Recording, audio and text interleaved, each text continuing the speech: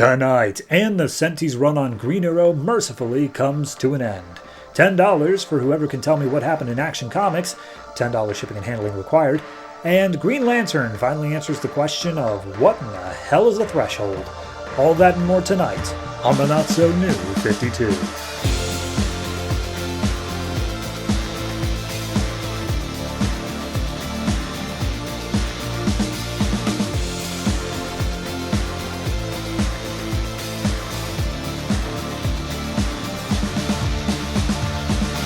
Hello everyone and welcome to episode 71 of the Not So New 52. I am your host, and what do you get when you have an annual that's actually a backdoor pilot for a comic that's starting next week?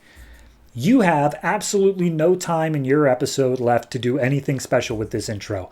Yeah, Green Lanterns did me dirty this week, but we'll get to that. So let me just tell you what comics are coming out so we can just start getting to that. So we have the number 16 issues of Batwing, Detective Comics, Action Comics, Green Arrow, Stormwatch, Animal Man, and Swamp Thing. Additionally, we have the number 8 comics of Earth 2, World's Finest, and Dial H, the number 4 issue of The Phantom Stranger, the number 2 issue of Human Bomb, and the first annual for Green Lantern New Guardians, or should I say Threshold issue 0, because that's what it is, and I have to explain what that means, because can't make things easy on me on my first week back in the new year. That last week doesn't count because it was 15.4. Anyway, let's get into comics because I'm wasting far too much time trying to justify myself.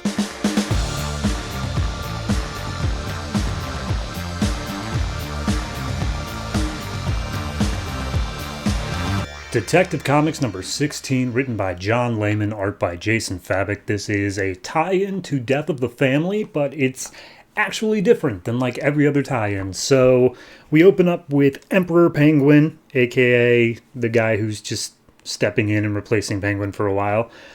He has simulated Joker gas, Joker toxin, and has staged an attack to look like Joker.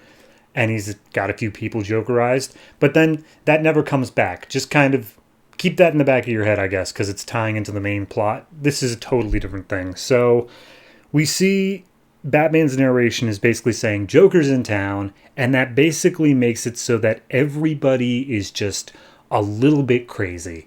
And all of the normal people who like are just right on the edge of breaking, when Joker's in town, they go that extra mile and they actually do end up doing crazy things. So we see like a guy's pouring gasoline on an abandoned building and he's wearing Joker makeup. We see a dude getting a tattoo of a giant smile on his back. And we see a dentist who has a patient and he pulls out some crazy tools and he's wearing a red nose. And he's like, oh, don't worry, you're not going to feel a thing. So Batman's like, all right, so basically it's my deal that, yes, I have to stop the Joker, but I also have to stop all these other people who do Joker things. For instance, he has like 50 gangs that are all in honor of him. And the first one that we meet here is called Die Laughing. And of course, all they do is just wear makeup to look like the Joker. But he says there's a bunch of other ones like Joy Buzzers, Best Medicine, and The Cut-Ups. But either way, he's beating up Die Laughing. And as he gets down to the last guy, he grabs him by the collar and is like, what do you know about the League of Smiles? And the dude's like, is that a new thing? Was that an established? I don't know. I have no idea what you're talking about. So he knocks him out, leaves him for pickup by Jim Gordon, and then heads back to the cave. And we see that there's, as was shown in like issues 1 and I think 5 of Detective Comics, there's a whole horde of people gathering all in support of the Joker. And Batman just flies a drone over them and goes full NSA and just takes like pictures of them for facial recognition. And he's just like, I'm just being proactive here. I don't see a problem with this at all. And then we get a few glimpses around Gotham where the main group, the one we're going to be following, is the dentist, as we met before. There is a dessert place that there's this woman dressed up as a clown and she has a severed hand in someone's pie. and then just a random hobo-looking clown who breaks into a guy's house and ties balloon animals to their corpses.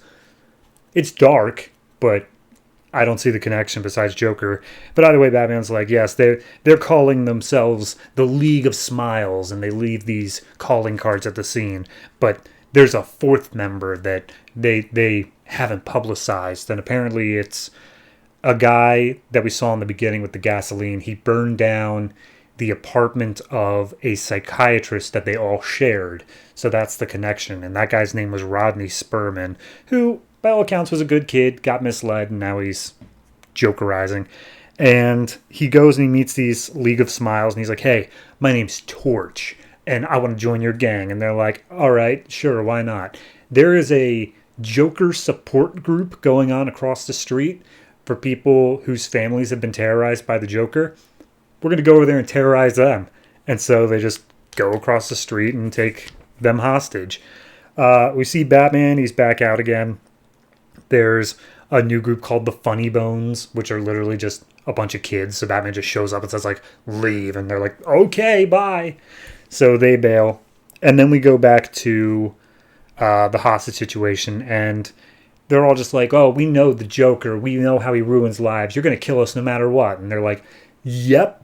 So here we go. And he tells the hobo-looking guy, his name is Mr. Happy, and Torch, he tells them, you guys stay here, watch the crowd.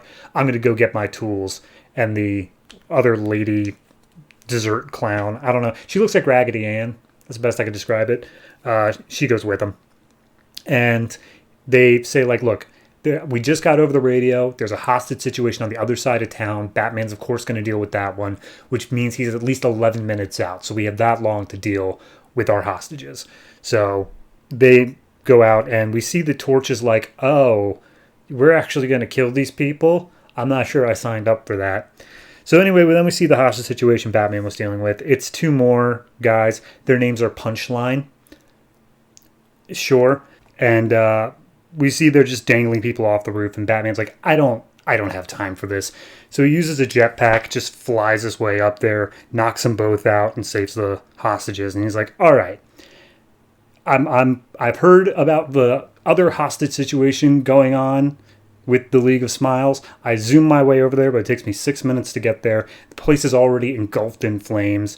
And as he breaks in the building, the only one he sees there is Torch. And he's like, what did you do? Where are your accomplices? And Torch is like, I let the hostages go and my accomplices left. And he's like, why? And he's like, I didn't want to kill them. I felt bad. I didn't even mean to set fire to that first building, the one that got me down this life of crime. I didn't want to do any of this. I just wanted to belong.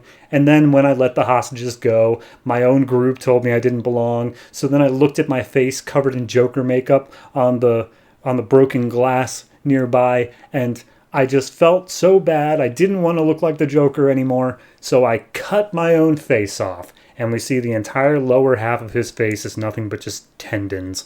And it's like, yeah, sure, whatever. So Batman calls fire department and medical services. They all show up, take care of the kid, take care of the building. But then he calls out to Batman. He's like, wait, Batman, you have to stop the League of Smiles before the Merrymaker does his plan. And Batman's like, what? Who are you talking about? And then we cut back one last time to the League of Smiles. They come back to like their boss, and they're like, hey, the stupid kid ruined everything. We failed you. And we see this new guy who looks like a plague doctor. And he's like, oh, I'm the Merrymaker, and don't worry, things are just getting started. So yeah, there's that. I have no idea if this is going to be a new like side plot to the whole Emperor Penguin thing, but I really appreciate how this issue didn't do the thing of, oh, Joker's making Batman better by getting rid of the sidekicks, and we just follow the Joker doing that for the 12th time. This one is just, no, here's just the Joker's effect on Gotham as a whole. Here's why it's a big deal when he shows up, even if he's not doing anything. So I enjoy that. I think it was a solid issue. I think it was a nice little one and done. Obviously, we're extending out the Merrymaker thing, but I think the story could just stand on its own of just like here is how people view the Joker. And there are some people who idolize him and some people who are hurt by him. But regardless, he is a force in Gotham. It does a good job of getting that across. So overall, I'm going to give this one, and I'll give it an 8. I think it's very good. I can't really tell you why not an 8.5. It just feels like an 8. So yeah, definitely like it.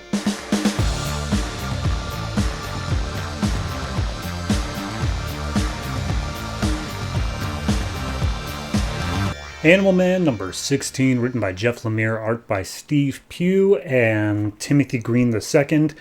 This is, of course, the next part of the Red Kingdom Rot World super arc thing. And last issue we found out that there was a Green Lantern that was underneath Metropolis. So they go get the Green Lantern and he wakes up and he's like, oh, hey, I've been imprisoned in here a long time, but I kind of lost track. How long has it been? And they're like, oh, it's been like a year you've been down here. And they're like, cool. So you guys want to hear my story? And they're like, yeah, sure, okay. So, entire planet was being attacked by the rot, and the Guardians of the Universe, aka leaders of the Green Lanterns, they look down at Earth and they're like, oof, yeah, that's not good. A couple of our human lanterns have already fallen to this. So they got another lantern from a different sector who was really, really strongly attached to the Green, and they're like, hey, you probably won't fall to the rot. Go in there and fix things. And he's like, will do. And as soon as they sent him in there, they made like an energy bubble around the planet so that way the rot would not be able to go off planet and infect the rest of the universe. But then, he got down there, he fought, but in the end he was imprisoned. And they were like, wait a minute, hold on. You didn't make all these vines all over Metropolis? And they're like, no, I'm imprisoned. By the way, his name is Medphil, I believe. Yeah, Medphil. So it turns out that as they're helping him down and all that, they hear this rumbling, and it turns out that the entire city is now Blackbriar Thorn, who featured briefly in Justice League Dark, but his whole thing is that he is a living plant forest thing. And now he's taken over all of Metropolis, so now he's Blackbriar Thorn, the living city.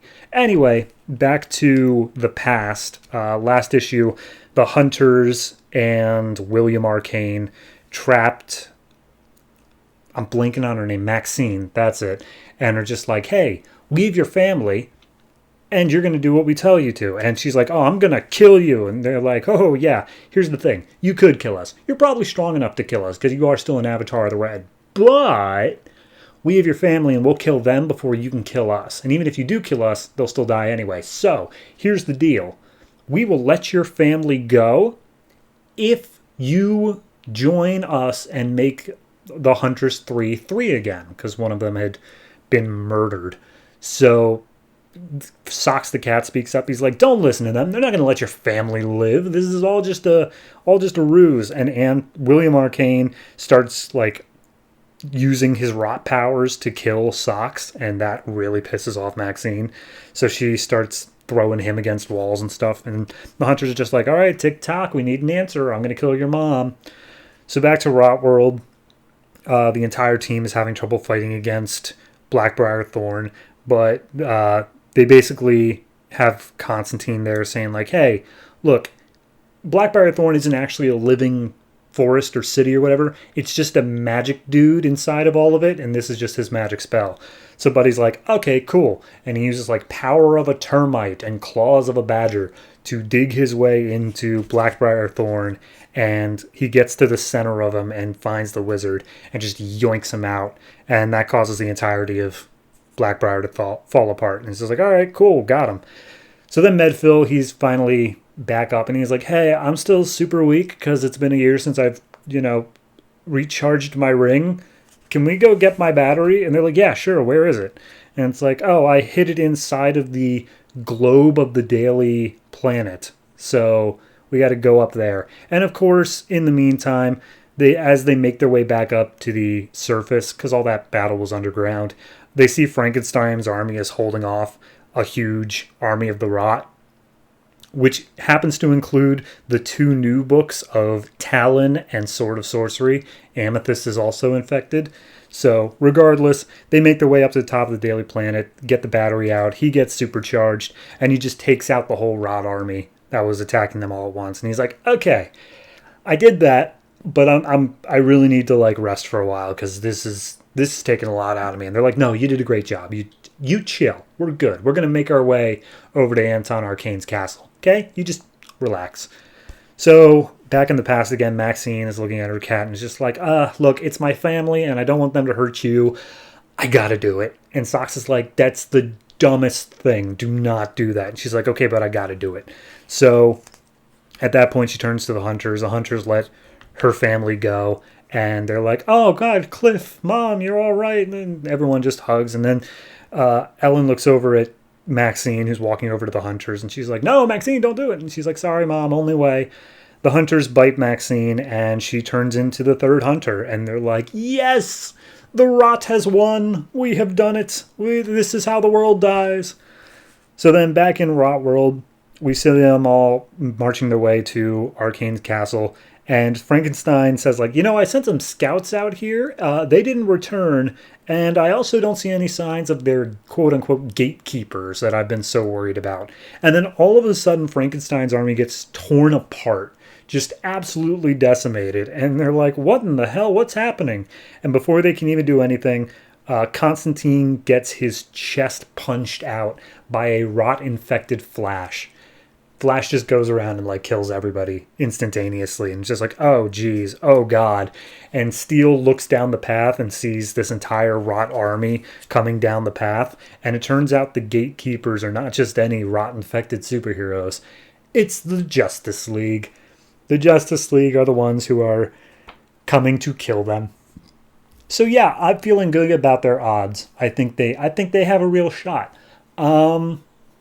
I like this issue. I think it did a good job. It's settled up. Okay, here's how we got to the part of where Rot World happened in terms of Maxine's storyline. It's like, yeah, she got infected pretty much immediately. She wasn't much use to the red at all. It was just it was solid storytelling throughout. We got this Green Lantern who has the ability to help. Honestly, I feel like the Animal Man side of the story, rather than the Swamp Thing, has the most balance between red and green, because not only do they have Animal Man and this Green Lantern, they also have Beast Boy for the red and Black Orchid for red and green, apparently. So there's a lot going on in this book, and I really do enjoy it.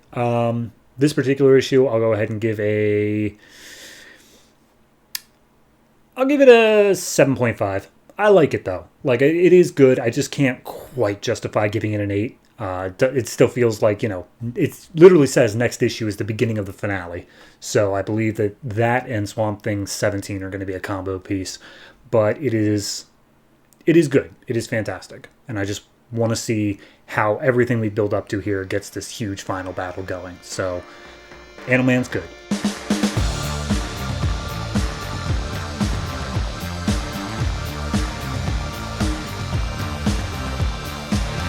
Swamp Thing number 16, written by Scott Snyder, art by Yanick Paquette. Last issue we left off with Swamp Thing making it into Gotham, finding the Batcave, being attacked by a rot-infected Batman, and being saved by a man-bat serumified Batgirl.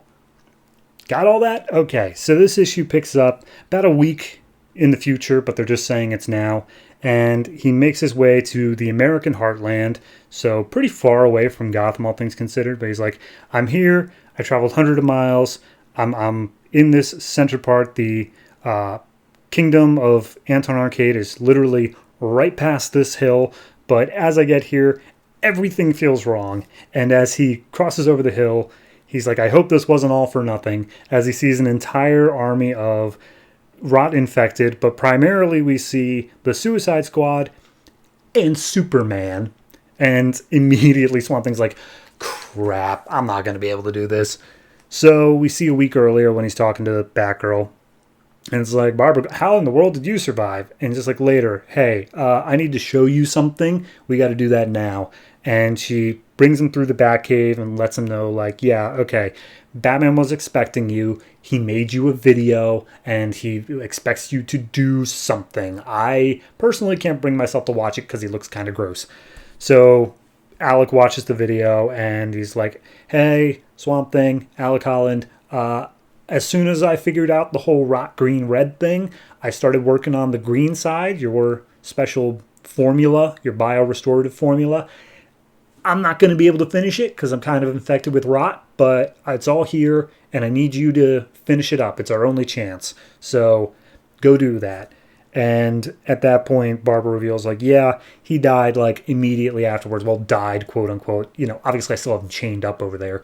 But he had 1 vial of man-bat serum. And we urged him to use it on himself, but instead he used it on me. And I don't know why, but I'm not going to let his sacrifice be in vain. And Swamp Thing explains, I guess, your man-bat serum allows you to have an itty-bitty little connection to the red. So that's why you're still okay. Anyway, we cut back to before Rot World with Abby going through, and she sees this huge army of the Rot, and she starts trying to use her power. She's like, hey, everybody chill. I am your queen. I am your avatar. You're going to listen to me. And Anton comes up behind her and is just like, no, you're not. You had your chance. You literally could have done that any time in your entire life. Now it's my turn, and you're going to watch the show. So we see the Swamp Thing and Batgirl making their way through some sewers because turns out Batman wasn't keeping this in the Batcave. He was keeping it elsewhere.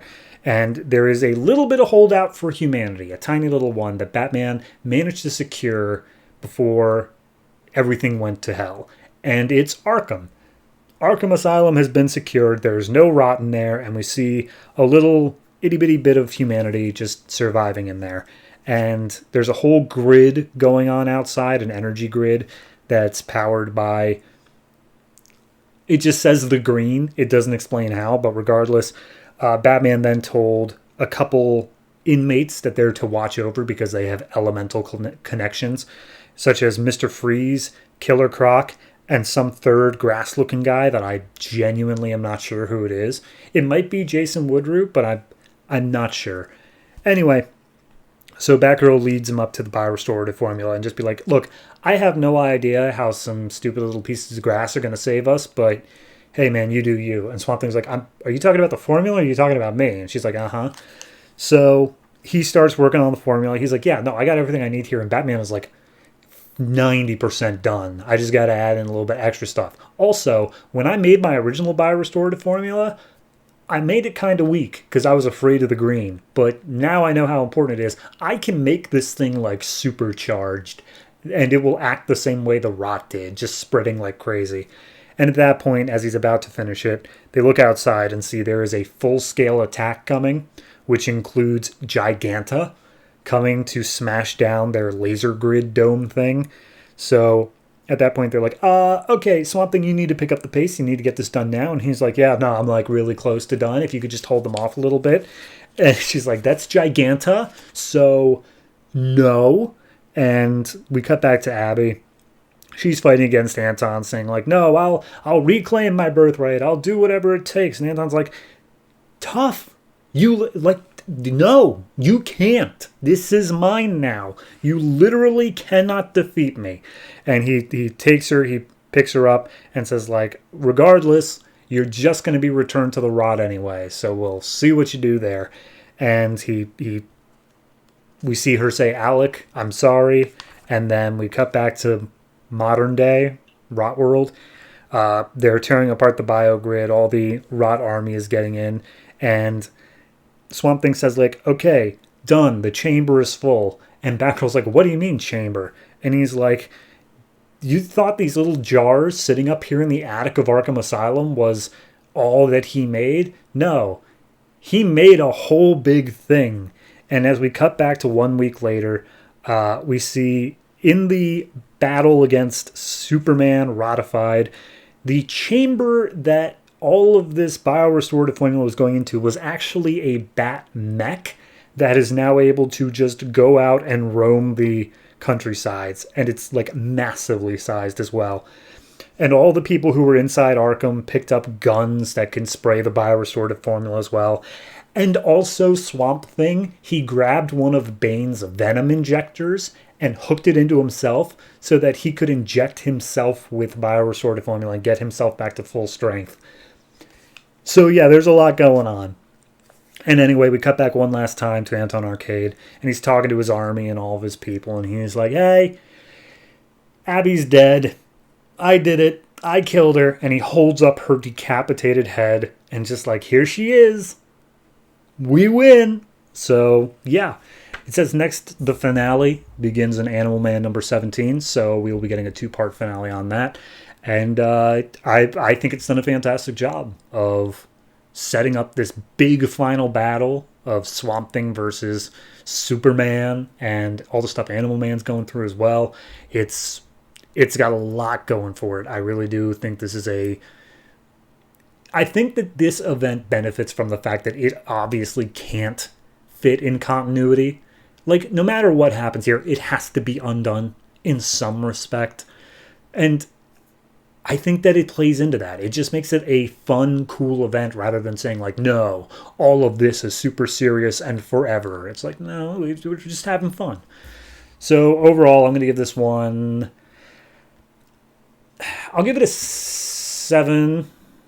Yeah, just a flat 7. And the only reason for that is they kind of took a really long time of just saying the same thing of like, hey, Swamp Thing is still working on that biorestorative formula, and you got to work on that biorestorative formula. Like, the entire issue is just kind of a ticking clock waiting until it's done.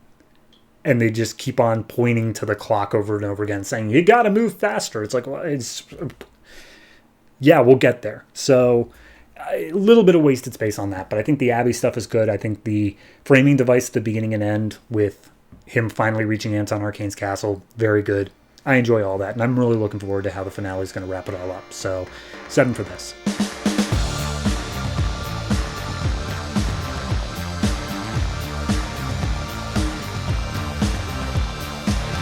Green Lantern New Guardians Annual Number 1, written by Keith Giffen, art by Scott Kolins and Andrei Bressan, a.k.a. a backdoor pilot to a new book, Threshold. Like, it has nothing to do with the New Guardians. That's not true. It does, but it is so clearly a backdoor pilot. So, important to know here is the Tenebrian Dominion, which is run by a character named Lady Styx, who apparently has a treaty with the Guardians of the Universe where they just stay out of each other's way.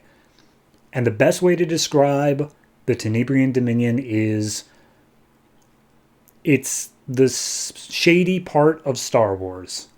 Like, it's a whole bunch of corruption and backroom dealings. Okay, cool, got it? All right, so we open up in the Tenebrian Dominion. That's going to be a hard one.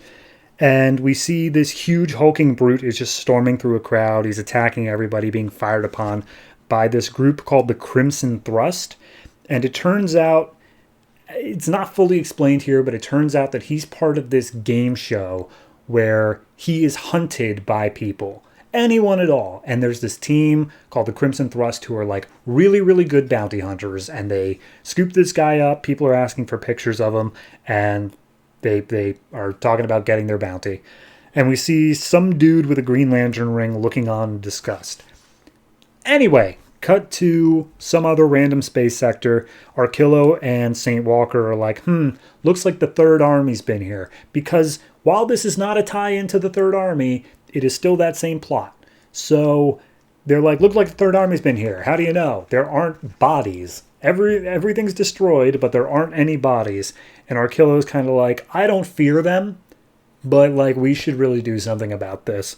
So at that point, they start making the way out towards Star Sapphire and Kyle Rayner, who are currently on Zamaron. They just land, and they're there for Violet Lantern training for Kyle.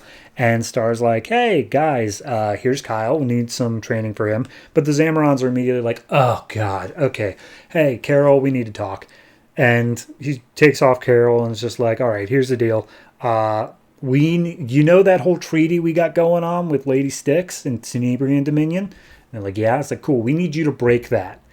Because we need to play the third party here, and we want Lady Styx to join us in attacking the Guardians. We're going to stab him in the back.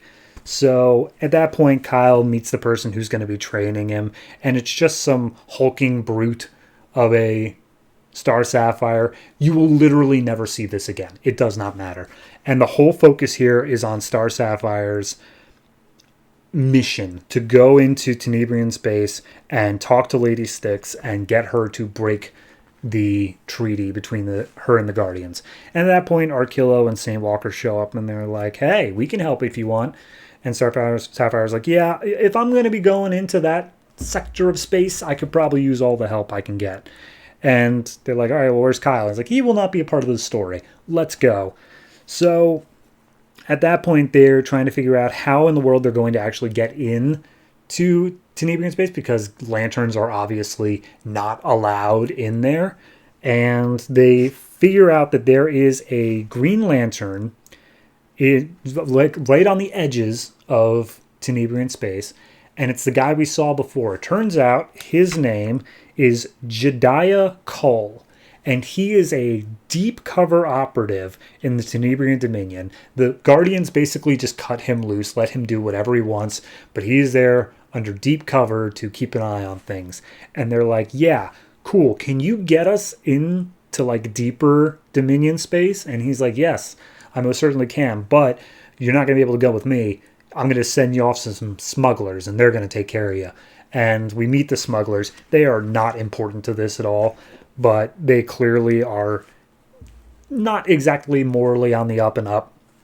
And they keep on making snide remarks at Carol and Arkillo and St. Walker. And then the three lanterns just like blow up their poker game and says like, okay, cool, can we get going now? And Jedediah's like, yeah, okay, you guys have fun together. I'm going to stay over here. And they're like, you're not going to join us? And he's like, no.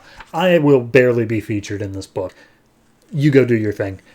So the smugglers bring them into deep Dominion space, and we see Carol and the one female smuggler get their way separated from the rest of the group.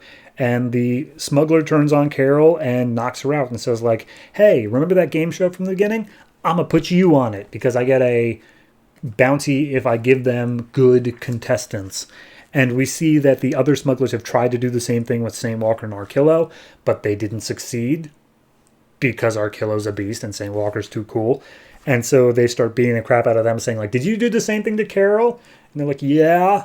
And it's like, all right, well, where is she? And it's like, oh, she's probably already in like their training camp. And so we cut over to their training camp. They've put a power dampener on her ring. She's unable to use it. And they're like, all right, well, you're not going to be able to use your ring because that would allow you to get off planet. So like, are you able to fight like normally at all? And they're like, oh yeah, you want to see?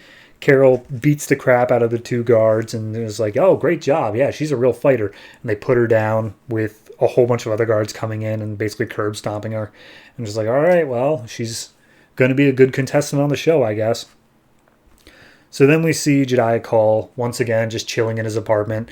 The door busts down. It's Arkillo. And he's like, hey, you put us in the hands of some unmorally cool smugglers. And Jedediah's like, yeah, they're smugglers. That's quite literally their entire job description. Why did you trust them to begin with? And they're like, you said they were cool. I was like, no, I said they were smugglers.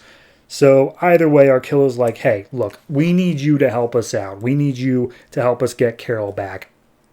And Jedediah's like, yeah, not going to happen. She's already in the game, so there's no hope of getting her out. And at that point, Arkillo's like, okay, well, explain to me how this game works. And then the reader gets an explanation of, you are on this planet, you have one day to do whatever you want, to get away, try to escape. But then at that point, the entire planet is allowed to hunt you. And whoever manages to kill this person gets a huge cash prize. So that's the whole thing. And it also says you can't commit suicide or else your friends and family will be pulled in to replace you. That's it. So they give her the rundown and say, all right, that's what it's going to be. Anyway, we're dumping you off here. You have one day. Clock starts now. Bye. And they dump her off in the middle of a trash dump as she's announced to the crowd of, here's your new target. So as she looks around, she sees Lady Styx nearby. Lady Styx. And it's just like, hey, you're Lady Styx. My whole mission was really to talk to you. We want you to break the treaty in order to stop the Guardians. And Lady Styx is like, nah, here's the thing. They're getting rid of free will, and yeah, they might come after me, but, like, I've actually never had a problem with free will before. Like, pretty much everything in my dominions as I want it to be, and they do what I want them to do. And she's like, okay, fine, whatever. You don't want to join. You're going to die. Like, the Third Army's coming for you. But regardless, can you maybe get me out of these games? Because I'm literally just an emissary, like, on a mission here. And Lady Styx is like, nah, I think it's cool. You're going to die. Bye. And she just leaves. So at that point, Jediah sneaks up behind Carol, says, like, don't look at me. Don't make any eye contact. Just go where I tell you to go. And as he directs her across the town, we see Saint Walker and Arkillo in disguises. And it's like, oh, okay, cool. Hey, can we get off this planet now? And Jediah's like, yeah, here's the thing. Saint Walker, Arkillo, do not use your rings. They have little nano cameras everywhere. That's how they manage to follow everyone for this show. So don't use your energy or else it'll pick them up and you'll be captured as well. So at that point, they call up another smuggler, except this one's probably actually cool. His name is Rocco. And Arkillo's like, oh, another smuggler. I'm gonna beat the crap out of him, make sure he knows he can't mess with us. And Saint Walker uses his ring to hold back Arkillo, and at that point Jedi's like, you idiot. You absolute buffoon. Because the entirety of their capturing force shows up at that point. So the smuggler has to get a real quick move on here, get out as soon as possible. Everyone hops on the ship, except Arkillo knocks out Jediah, and was like, nah, this is all your fault. You suck. And he keeps him out of the ship as it flies away. At which point the capturing people show up and say, like, oh, hey, he's got a Green Lantern ring. He could probably replace the Star Sapphire if she manages to get away. Let's bring him in for processing. So we see a huge escape sequence. Arkillo's got the smuggler by the throat because he keeps on calling Arkillo hideous and ugly. And Arkillo, I guess, has feelings about that. And at that point, he's like, say, you're sorry. And the guy's like, okay, sorry, I won't do it again. And he lets the smuggler go. And they say, like, hey, do you have any sort of, like, warp drive or anything like that we can escape? And he's just like, yeah, but I don't like using it. It's still kind of a little bit shaky. But they don't have any options, so he uses it. And it turns out it's just like a makeshift boom tube is the best way I can describe it. And so they go through the boom tube. The rest of the capturing force can't find them. And as they come out, they're just like a couple of light years away from, what's it called? Zamaron. And they're like, oh, cool. Hey, could you manage to drop us off back home? That'd be super sweet. And so they're just like, yeah, they're just heading back to Zamaron. That entire story is now completely done with. But they do ask, hey, whatever happened to that Jediah guy? You think he's going to be okay? And the smuggler's like, yeah, he always lands on his feet. And then we see he's getting the same rundown of the rules. He's told, like, hey, everyone's going to be hunting you. You better watch out. You're now part of the hunted, Jediah call. And that leads into Threshold number 1, which will be coming out literally next week. So it's not a bad story overall, but it is such a side story. Like, I personally think that it is good for annuals to be a little bit separate in that they don't need to be read to understand the story that is going on overall. But this one felt like, dear Lord, there was just nothing connecting it. This could have been Superman. This could have been The Flash doing this. It could have been literally anyone. And they decided, nope, it's going to be the 3 other lanterns that aren't Kyle.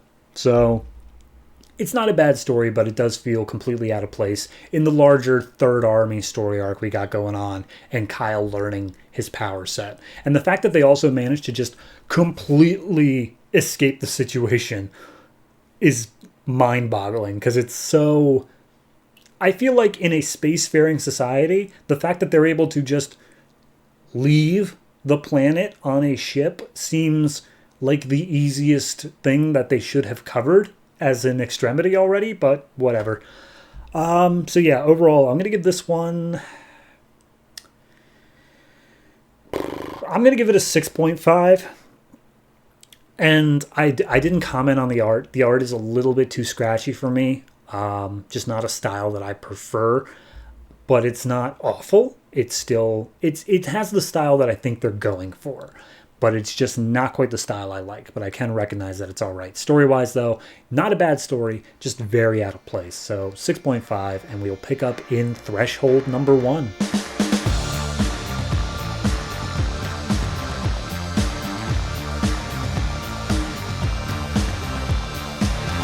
Batwing number 16, written by Fabian Nicieza, art by Allan Jefferson. So, start of a new arc. We have a prostitute murdered. Her name was Sifa. We have a kid, some rich kid is arrested. His name is Ansel Marksbury, who is the son of a leading industrialist in Africa. Shortly thereafterwards, the crucial evidence that tied Ansel to the crime goes missing, and Ansel is let off free because a judge can't find any evidence against him. And then shortly thereafterwards, another girl is killed in a very similar manner. And they all know it's Ansel, they all know it's him, and they just have to hope somebody will speak up or they can find some evidence. So Kia and David are the first ones on the scene, and they're like, all right, corruption in the police department is insane. I can trust Kia, I can trust myself, so let's see if we can get anything. And they go around knocking on doors, and everyone's like, didn't see nothing, didn't hear nothing. Nope, bye. Slamming the door in their face. Until they get to one house where there's a little girl who's like, yeah, I heard her having an argument. And they're like, oh, well, did you see who he was having an argument with? And he's like, I don't know, it's just some white guy. Which is them being like, oh, you saw him though. Like, could you point him out in a lineup? And at that point, they're like, okay. Her name is Lysette, this little young girl, and they identify a picture of Ansel Marksbury. So it's like, all right, cool. So they put it in the report and they hand it off to a guy named Detective Bemba. And they know Bemba's on the payroll of the Marksburys. So at that point, they also go to the captain. And they're like, Captain, we think you're okay. We're not sure, but we're going to trust you right now. And they give him the name of Lysette and say, this girl has positively identified Ansel Marksbury. So know that should be a part of the report if it isn't when Bemba gives it to you. So at that point, David's like, I'm going to go as Batwing and I'm just going to mix things up a little bit. And they go to a bar/club where the Marksburys are, son and father. And Matu's on the phone saying, like, you really shouldn't do this. This is only going to stir the pot. And he's like, yeah, that's the point, Matu. So he goes into the club, starts throwing around guys, goes up to the Marksburys and says, like, Ansel Marksbury, I know what you did, and I'm going to make sure you see the inside of a prison for it. And the dad steps up being like, that was all a misunderstanding. We've got that settled. And he's like, I also know how you did it. I also know how you got rid of the evidence. You have corruption in police force. I'm not the police. You will deal with me. And at that point, the police show up because they've gotten calls that Batwing was just tossing around people in a club. And they pull their guns, say, like, freeze, step away. And he's like, how could I freeze and step away at the same time? And he blows a hole in the roof, flies out it, and heads back to the base, the Haven, to talk to Matu. And basically they just talk like, yeah, police corruption's a thing, but you've been dealing with police corruption. You've been making it so that you make it so they can't ignore it. You make it that public. And he's like, yeah, but like, still stuff falls through the system. And Matu basically brings up the point of, hey, look, I know when you joined Batman Incorporated, you made sure to definitely never kill, but like, maybe that is the only way sometimes. Maybe that's the African way of doing things. And David pauses. He's like, I don't know, but we'll see. We'll see what happens. So we see Bemba and the captain arguing, and clearly Bemba did not include in the report the party was supposed to. So he's supposed to go out and get the witness and all that. But of course, him getting the witness's name and being on the payroll, Bemba's just going to go and kill the little girl because he's that evil.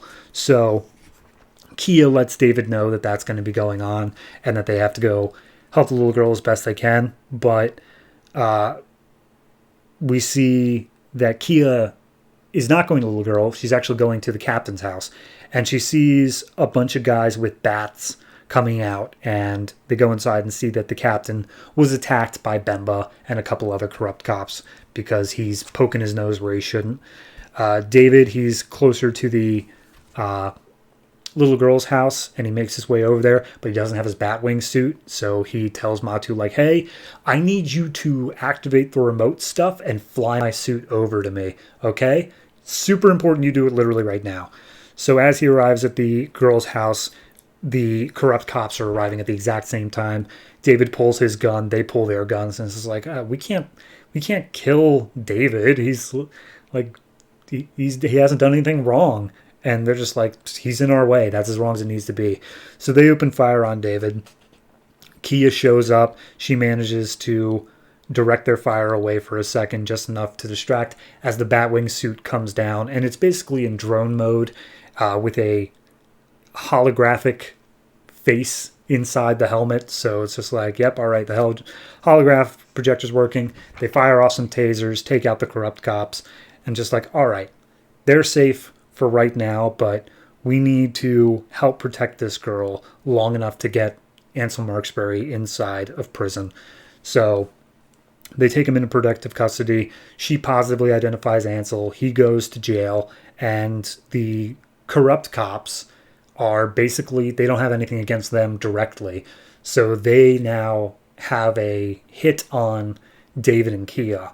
Like, before, they just didn't like them. Now they have active reason to hate and try to get rid of them. So, at that point, we see Batwing's like, yep, I did it. I managed to get Marksbury into prison without killing anybody. So, yes, it's worth it. And he says how now he's going to be proactive, and he's going to go after basically the entire corrupt police force. He's going to root out the corruption in there. And Matu's like, okay, yeah, good luck with that. And the final shots we have here are the father, Marksbury, on a communication call with somebody and basically saying, like, Batwing and David Zavimbe are the reasons that your son is in jail. What do you want us to do about it? And he's like, get them both, kill them both. I want both those guys dead. So he's being targeted on two fronts, both David and Batwing. Oh no. I feel like I've seen this before with Bruce Wayne and Batman, but it's creative enough. It's got its own thing going on with police corruption. I like it. I think it's a solid issue. It feels pretty standalone. If it weren't for like the last like two panels, it would basically just be a thing of, okay, here's just an issue with its own little side plot, and the larger plot we're going into is Batwing tackling police corruption. And I think that would be a cool story on its own, and I hope that's more so what the focus is, because it sounds really interesting for this book, which has always had a battle between the systems of Africa versus Batwing trying to help correct them. If we do focus more on this rich guy just attacking Batwing out of revenge, I'm not going to be as excited, but it still has its own story potential as well. So we'll see which route it goes next issue. But for this one, I'm going to give this one I'll give it like a 7. I think it's good. It's not fantastic, but it's dealing more with this morality play of, you know, what do you do when the systems fail entirely, and how do you manage to push your own morals in dealing with it. So I'm interested in it. I like it, and it gets a 7.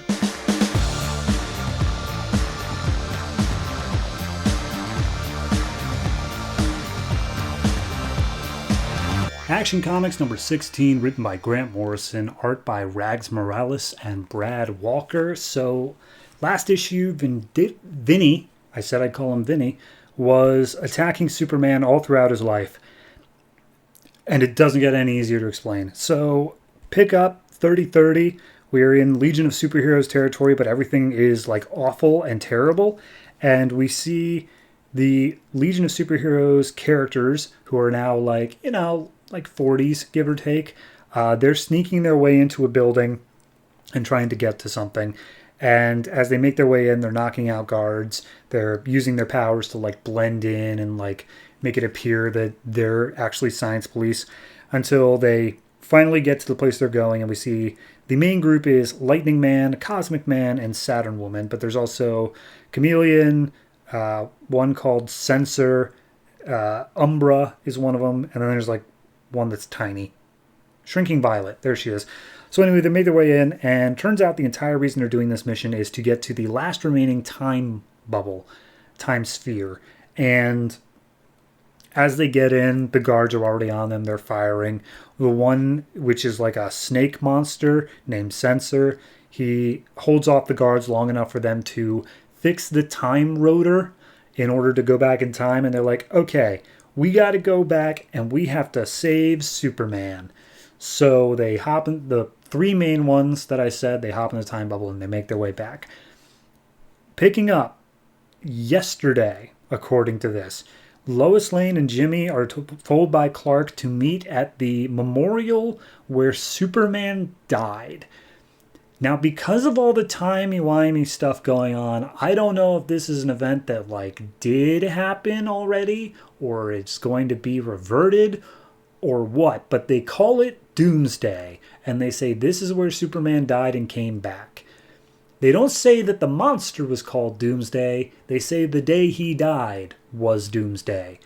Either way, stuff's going on. So then the entire sky turns red, and there's a giant fiery meteor coming out.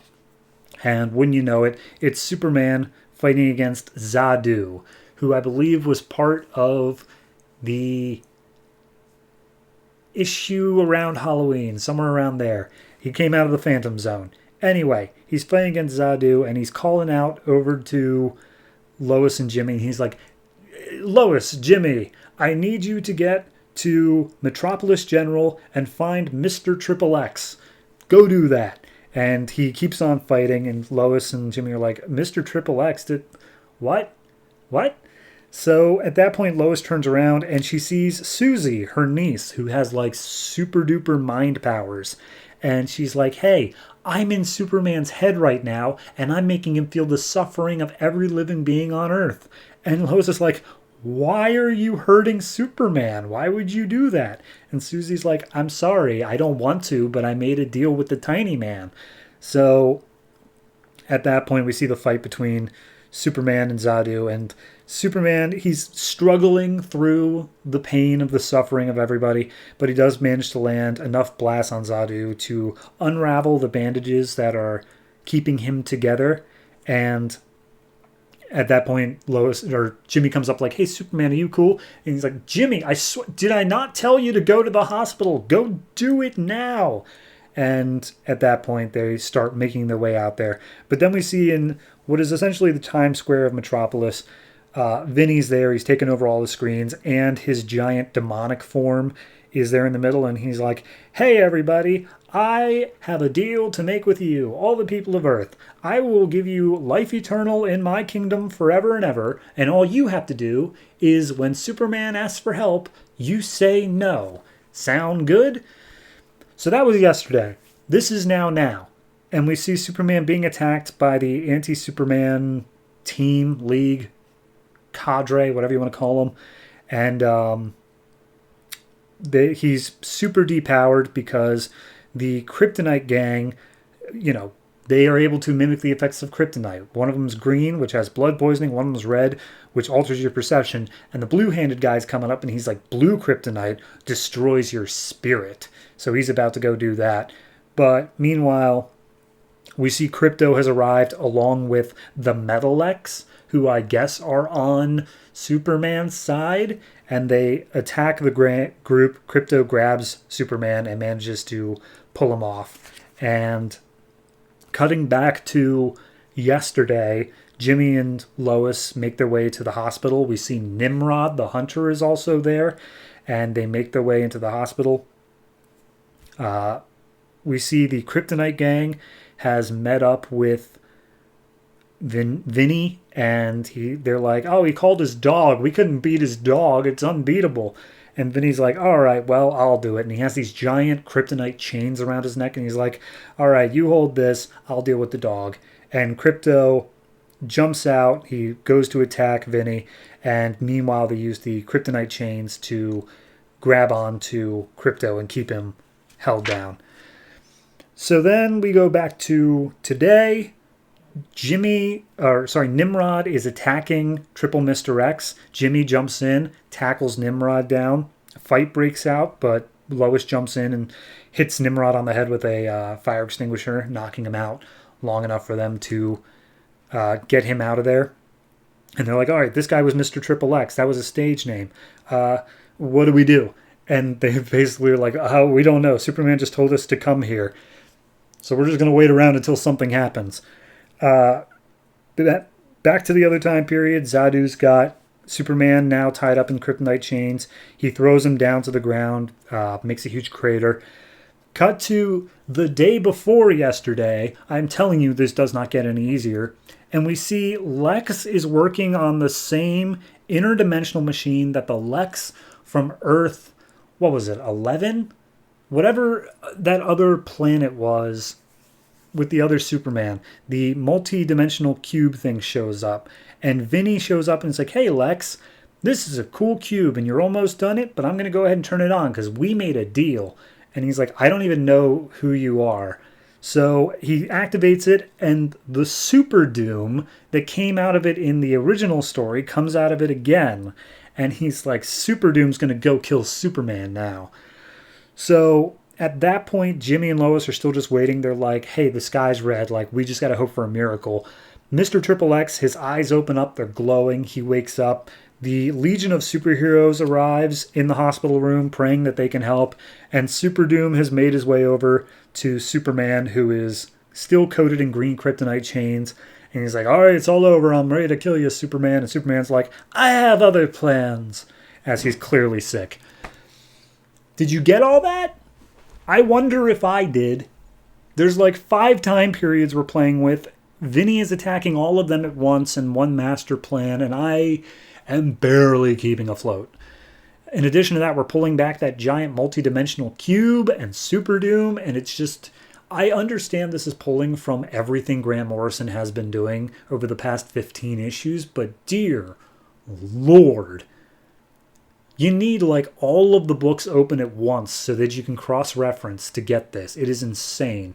Not bad. It's not a bad story being told, but like, if I were just a casual reader instead of going all in like this, I would immediately be out in terms of this book because it is not making any sense to anyone who was not there the entire time. So, yeah, good issue if you've been following along, but it is classic Grant Morrison of like, can you keep up? Because I'm going to keep throwing stuff at you.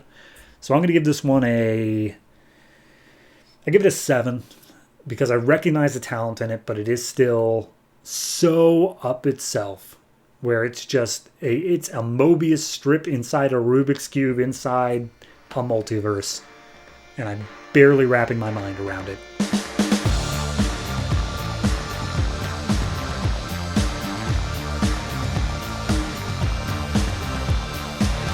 Earth 2, number 8, written by James Robinson, art by Yildiray Cinar. So this is kind of a little standalone issue, as far as I can tell, and pretty quick, all things considered. So we open up in the city of Durain, maybe it's a country, and basically it's a super high-tech looking country, but it was apparently on the side of apocalypse during all of the wars, and when everything ended in the Justice League, or the Wonders, whatever they were called, managed to beat back Apocalypse, Durain was basically brought before the World Court, and the World Court was like, well, what do you want to do here, guy? Because you clearly are not a friend of humanity. And they're like, okay, we promise to close off our borders, and we will never, ever interact with the world again. Sound good? And somehow that was okay with them. So they are a self-sustaining country. However, turns out that the leader, King Marov, Steppenwolf was left behind. He literally did not make it back through a boom tube to Apocalypse, and he's been living here in Durain this entire time. And they're good friends. They're sharing some champagne, and it's just like, yes, nice to have you here in my royal city, Steppenwolf. And Steppenwolf's like, hey, thank you for all the help during the invasion. Too bad it didn't quite work out. Anyway, this entire city is so high-tech because it is all this apocalyptic tech that is keeping things going. But it turns out that a bunch of the troops down below are like, hey, were you told that we're going to be attacking Steppenwolf, and they're going to use Steppenwolf as like a bargaining chip so that Durain can get back into the World Court again? And the troops like, yeah, I did hear that, and I'm not sure it's going to work because Steppenwolf's like really, really strong. But they're basically talking about this. And then out of the trees comes a whip that wraps around one of the troops' necks. And Steppenwolf's just like, by the way, King Marov, I know your plan. I know you were going to betray me. And as such, I'm going to go ahead and just take your throne. And we see this whip came from this feminine-looking figure. And as it turns out, as he explains to Marov, Steppenwolf stole Wonder Woman's daughter. Wonder Woman had a daughter. She is an Amazon. And Steppenwolf stole her and named her Fury. And now she's here to do the bidding of Steppenwolf because it is the only life she has ever known. So all the troops are trying to fight her back. They are not able to do anything because she is literally an Amazonian. And then Marov's like, well, all my troops may be gone, but you forgot one thing. You've given us all your Apocalyptian tech, and we've been making improvements. And he activates this crazy Iron Man-looking armor where a bunch of his other troops also have armor going on, and they all attack Steppenwolf to try to take him out. And Steppenwolf just pulls out his huge flaming axe, chops one of them in half, and be like, you ain't gonna be able to do nothing against me. And he goes after and attacks all of them. And he's like, I will have your throne, Marov. There has been a Marovian on the throne ever since the country's inception. I will be the one to destroy that because I am Steppenwolf and it's what I deserve. So he goes in, he attacks Marov. There's a shot of Fury going against the troops some more, and then a tank comes in with Apocalyptian tech. She just goes up on top of it, pulls the gun with her whip, and flips the entire thing over her head. And before Marov is able to do anything, Fury literally drops the tank on all of his troops that had all the special armor. And so they're all gone. So it's just Marov against Steppenwolf. Steppenwolf throws his axe through Marov's chest and just cleaves him clean in half. And then he goes up in front of everyone who is in the country and he's like, hey, here's the head of your leader. Now here's the thing. Did your leader keep the wolves away? Did your leader manage to defend you throughout all of this? Did he manage to keep your country safe? Yes, he did. And I killed him. So now I will do those things.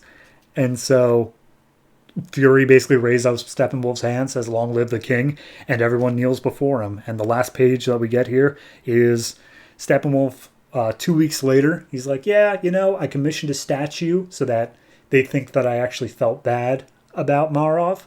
So he'll get a little statue of how he led the country through some dark times. But now it's my turn. And I'm wondering if those treaties and those deals that Marov made with the World Court are still going to stand if I'm in charge. If they don't, we need to be ready. So that's that issue.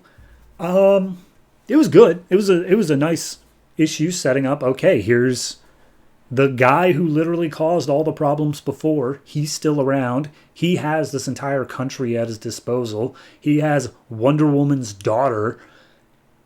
It's setting up some very big bads, and I'm curious to see how it plays with them moving forward. But overall, I'd say this is probably like a 7.5, and the only reason that it is not an 8 is that it was literally just 2 parts. Talking at the beginning of just exposition of how Steppenwolf got here and what this country is, and then the fight scene that lasted the entire issue. There wasn't much to it. It's a very fast issue. Not bad, just not a lot to it. So give it the 7.5. Did enjoy the art, did enjoy the concepts. I just need a little bit more substance to give it anything higher.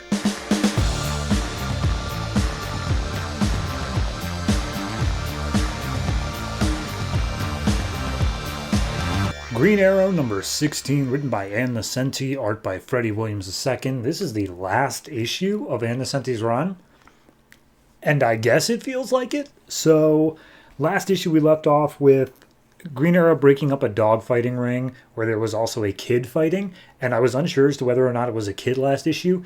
Definitely is a kid. And he strings up the ringleader, and the ringleader calls to all his thugs saying, oh, I'll put a bounty on his head, just kill him now. So this opens up. All the people are charging Green Arrow. He fires off like 5 arrows at once, takes them all down. And then he aims an arrow at, what's his name? Harrow, I think it is.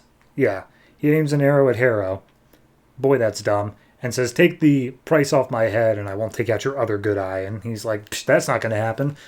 And then the cops show up because I guess somebody called them. And Green Arrow's like, officers, I've got them all here. And the officers are like, for what? What do they do? And he's like, this was a dogfighting ring, officers. And they're like, who cares? Like, whatever matters. Like, okay, well, it's a dogfighting ring where they also had kids in the ring. And he's just like, fine, whatever. I think it's a free country. You should be allowed to do that. And Green Arrow's like, are you kidding me? Whatever, just arrest him. And so he walks out.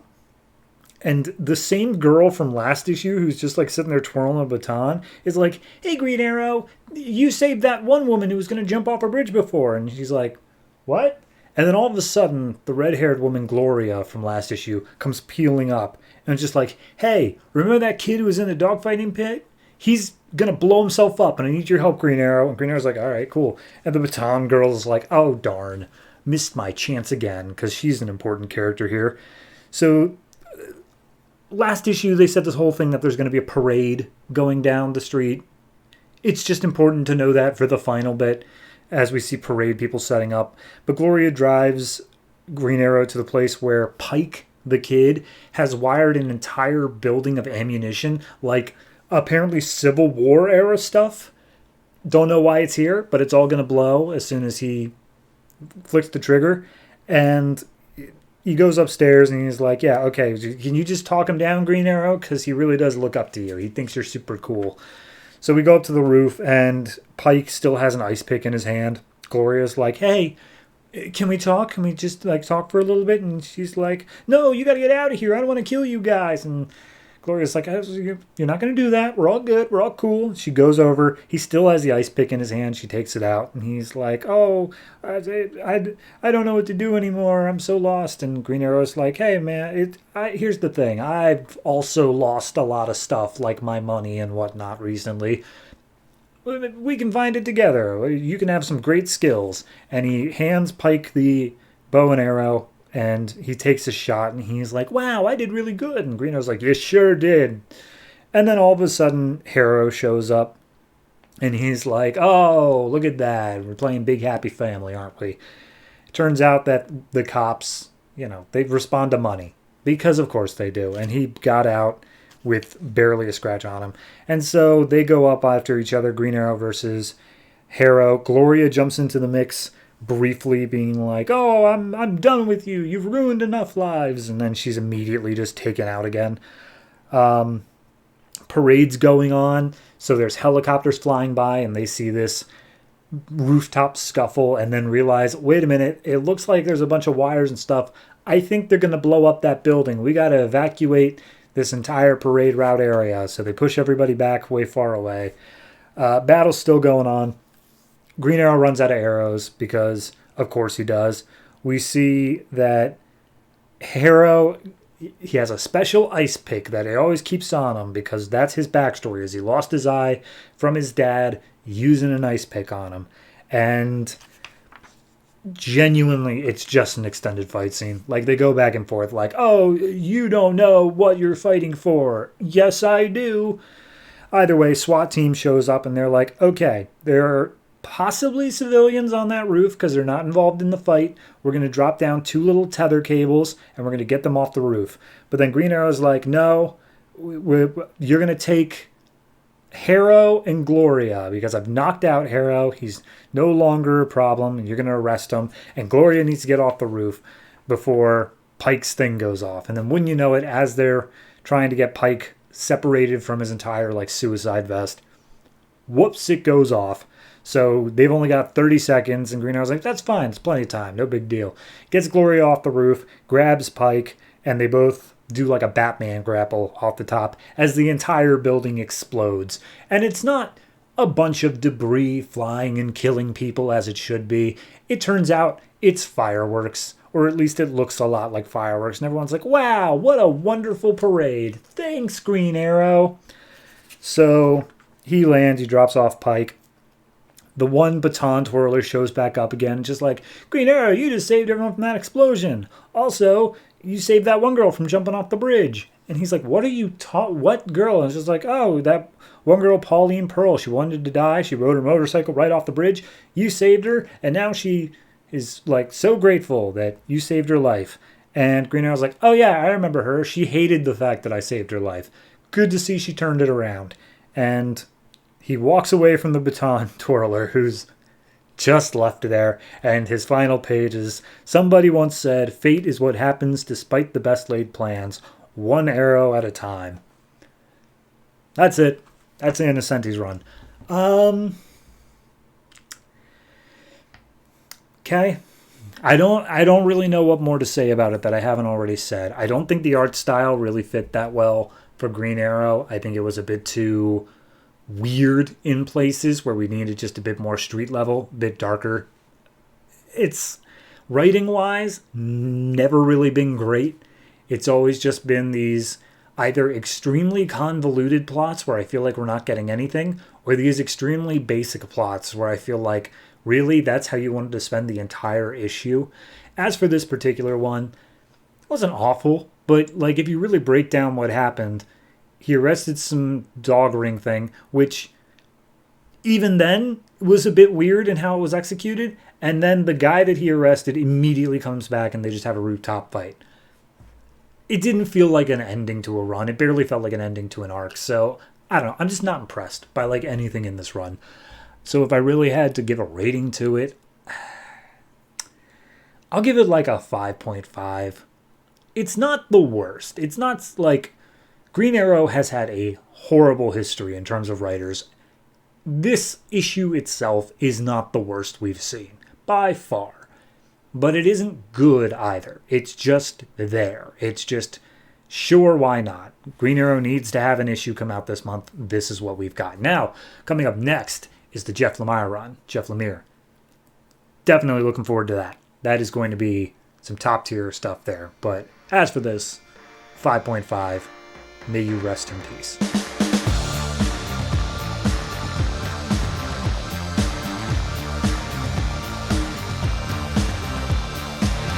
World's Finest number 8, written by Paul Levitz, art by George Pérez, Cafu, and Cliff Richards.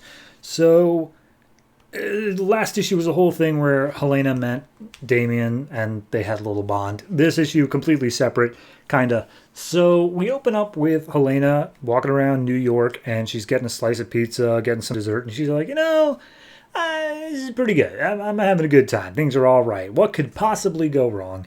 And she makes her way into her apartment building, and we see she's being followed by two men who follow her there. And she gets her huntress gear on. She uses her grappling hooks to exit through her skylight. And as soon as she gets out there, she is shot in the shoulder by a sniper rifle. And she starts, ducking, dipping, diving, trying to call Karen, not getting any answer, and just like, okay, clearly I'm going to have to deal with this on my own. Also, this identity is toast, so going to have to start a new one. But as she is on the rooftop, she prowls around, and the guy makes a call on a phone to Khalil, which she's like, who's he on the phone with? I need to recognize this. So she takes a shot at him, gets him in a headlock. But as they're doing so, we see a sniper on the roof opposite of them.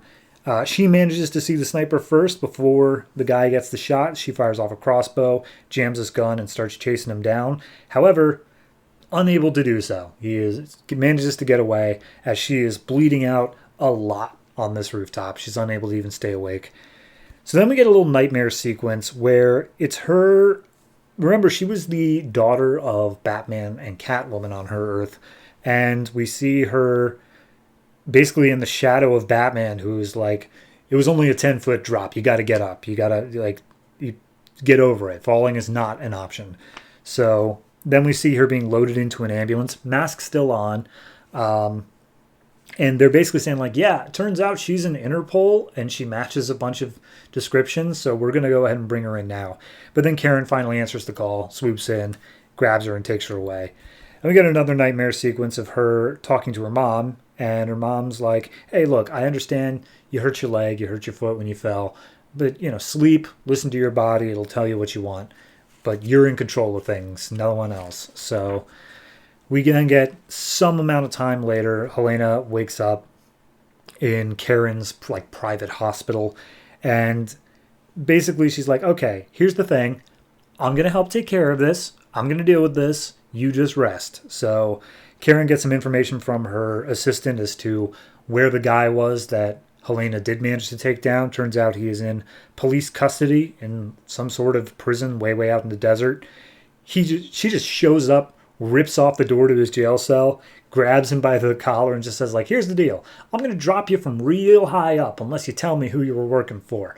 Count of 3. 1, 2, and then we get another nightmare sequence where we see Helena is imagining she heard her parents, and this might actually be a conversation where basically Batman's saying, like, just give her another year of training. I can't have her out there. She's not ready yet. And Catwoman's like, I was much younger than her when I was already scraping by on my own. She'll do fine. You don't put enough trust in her. So then we see Karen has gotten the information that she needs. She is in the nation of Kufra. And I'm just going to head all this off at the pass. This is literally following up the 6-issue miniseries of Huntress, where she got a $1 billion bounty on her head. Sorry, billion euro bounty on her head, and then just left for America. So that's catching up with her, and this is following that exact same plot. So yeah, anyway, Karen shows up, they attack her with some tanks, she just bashes them around. There's a whole lot of like, you know, in the name of Allah, be merciful, which, I don't know, it strikes me as weird. Like, it's not necessary to this story, and it strikes me as weird that everyone is doing that. And Karen is basically saying, like, no, there is no God here, only me, as she crushes these grenades in her hand. So she flies off to the royal temple or whatever, because it turns out the guy who placed the bounty has basically fallen to Ibn Hassan, who is in charge of the country. So she just busts in, uses her x-ray vision, sees him hiding out in a safe room, just be like, cool, that makes this part easier. Goes over to where he's hiding, he thinks he's safe, pulls the entire safe room out of the building, drops it on a nearby mountain, and then rips off the door and just like, so, let's talk about that bounty on my friend's head. And that's where we leave off, except for one epilogue page where Alfred is cleaning Damian's boots, and Batman's like, I think Damian may have gone a little bit farther than Gotham. I think we need to have a word with him about where he's going. So Batman might meet up with Helena. Maybe. I don't know. I'm okay with this. I think it's okay that Huntress basically rolled right into the world's finest plots. And the fact that we're going back and dealing with this fact that she had a $1 billion bounty on her head, yeah, I think that makes sense. I think that is a reasonable progression from A to B.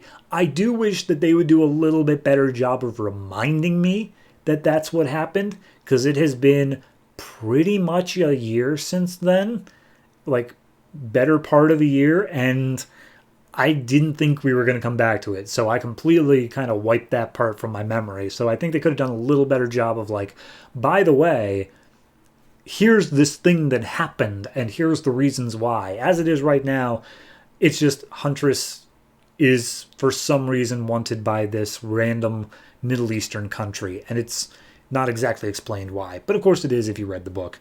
So overall, I'm going to give this one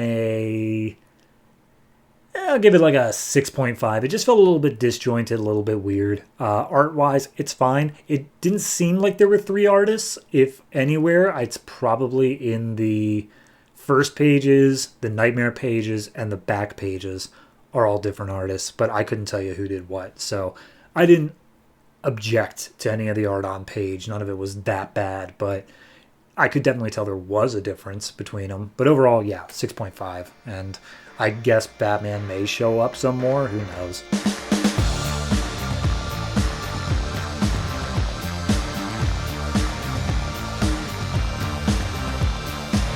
Stormwatch number 16, written by Peter Milligan, art by Will Conrad, Eduardo Pansica, and Julio Ferriera. So last issue had Midnighter framed for committing a murder of a bunch of scientists in the Arctic.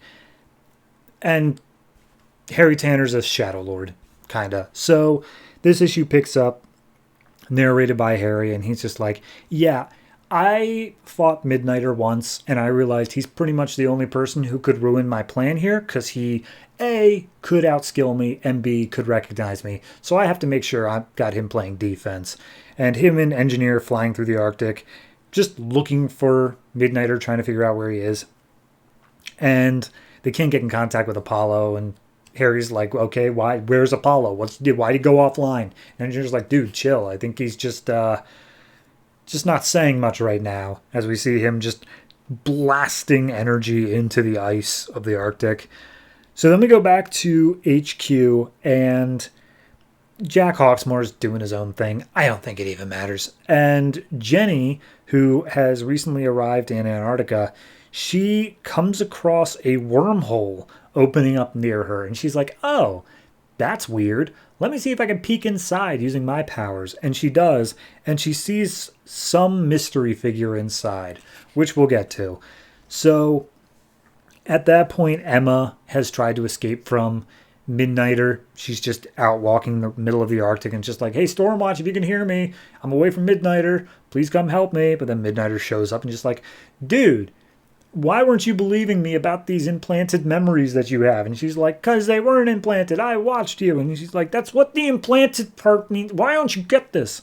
But at that point, Apollo shows up and just starts wrecking Midnighter, like tearing apart his outfit and like just beating the crap out of him. And he's just trying to explain like, oh my God, they were implanted memories. Why is nobody believing me on that? And Apollo's just like, you caused me emotional pain. I'm going to have to give it to you tenfold physically. So, about to kill him. Then we cut back to Engineer and Harry Tanner. And basically, Engineer is like, so, those people Midnighter killed. It's really convenient that he did that when you're looking for a reason to give him a death warrant, right? And Harry's like, I'm a Shadow Lord. I don't need a reason to do this stuff. And then Engineer goes into her memory banks and finds a place where Harry, after they spent the night together, she was like, hey, where are you going at such a late hour? Why are you leaving? And he's just like, I don't need a reason to do what I want to do. And she compared the voice lines together and she's like, okay, all right. Well, I'm going to erase that memory. That needs to go immediately. So she erases that. And then finally, Harry gets in contact with Apollo. Apollo's like, oh, hey, good of you to call. I'm literally about to kill him right now. And Harry's like, hold on. I need to see him dead. Bring him up to HQ. So they go back up. Harry does this whole monologue of like, you were a traitor, and in the long days of Stormwatch, Demon Knights, yada, yada, yada. And he is about to exile him to death or whatever. And then Apollo jumps in the way. And Harry's like, dude, why? And he's like, I understand he needs to die, but I really want to do this myself. And Harry's like, fine, whatever, as long as I'm here to see it, let's go for it. And right before any of that happens, Jenny jumps in. She just teleports in and it's just like, hey, turns out I don't need the teleporters anymore. I can just do that myself. By the way, found a wormhole, reached inside, found a dude. His name is the Fox, and he's saying that Harry Tanner used him to open up some weird Shadow Lord thing and become the Shadow Lord. So, naughty, Mr. Tanner. And he's just like, dude, I'm not Harry. We already covered this. And then Engineer pipes up, actually, I remembered some stuff, which I don't know why she said she erased the memories before, because she clearly didn't. But regardless, she says, like, yeah, no, it was definitely Harry. So then Harry stops looking like a Shadow Lord. Apollo's about to apologize to Midnighter, and he's like, I swear to God, if you apologize, I will beat you myself. And yeah, so Harry's just on the offensive now. He's going after Apollo. Apollo just blasts him back, no problem. And he grabs Harry by the head, and he's just like, oh, yeah, you did all this. You made me believe this or whatever. And Engineer chimes in like, oh, and I'm assuming you faked Emma's memories, right? And Harry's like, yes to all the above. I did all these things. And as Apollo's about to just punch his lights out, Engineer attacks Apollo. and takes him out, and then goes after Jenny, knocks her out too. And apparently, Engineer has come to the conclusion that she has reached a plateau in terms of how much power and skill she could have. And in order to further her abilities, she's going to join Harry's side and turn Stormwatch into the much more proactive version that Harry wants it to be. So Midnighter grabs Apollo. They both make it to an escape hatch. Harry goes to attack him. Midnighter knocks his clock out. And they just go out into hyperspace, into the bleed. And Engineer's like, do you want me to kill him? And it's like, nah, they won't last like 30 seconds out there. So Apollo's out cold. Midnighter's trying to wake him, and they're out in the middle of space. Not just any space. Hyperspace. I mean, this was a fast wrap-up. I like it. I'm not going to say I don't like it. I do think that it covered everything it needed to cover, but I didn't expect to get all the answers just like boom, boom, boom, done. Of course, it led to its own twists. Engineer is now evil, quote-unquote, or at least different. As I think they've been hinting for quite some time, that ever since Engineer ran into the, whatever those Cro-Magnon things were, she's been acting a little bit weird because of her evolutionary stuff. So this was all very well set up. This is all very well executed. The only thing that feels a little bit of a Deus Ex Machina is Jenny just happens across a wormhole that happens to hold the fox that just happens to take down Harry. Like, it seemed weird. It seemed a bit strange to me that's like, oh, okay, sure, why not? But I guess all of Jenny's powers at this point are pretty much Deus Ex Machina, so whatever. Overall, I'm going to give this one a 7. Just feels like a nice, even issue. No real issues, but nothing that's really super standout either. Yeah, no, it's just a fine issue. And we'll see how it continues on next time.